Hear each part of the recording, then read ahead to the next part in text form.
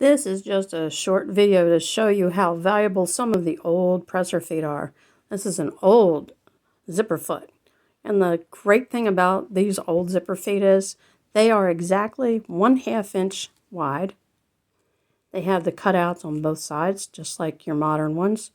However, when you line up your zipper foot and you're putting a zipper in like I'm doing here, you put the edge of the zipper foot with the edge of the zipper and it gives you exactly 1/8 inch away from the teeth to make your 5/8, because your zipper is 5/8 inch wide on each side.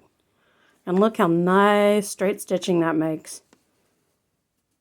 And it's going to be even on both sides just by lining this up with the edge of your zipper.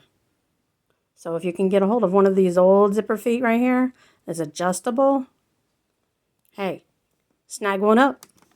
You can't beat it. 'Cause look, see? I measured it. This zipper foot is exactly 1/2 inch wide. And that's 4/8 plus 1/8. That's your 5/8, which is the width of your zipper. And you're 1/8 inch away from the teeth, which means perfect stitch for the zipper. And on the right side, you'll see it's exactly nice and even. So like I said, if you get a chance, get one of these. This is a Low Shank one. I don't know if there is a high shank one out there, but most machines are low shank anymore. Low shank meaning it's very close to the base. It's under an inch. If it's an inch or higher, that's a high shank.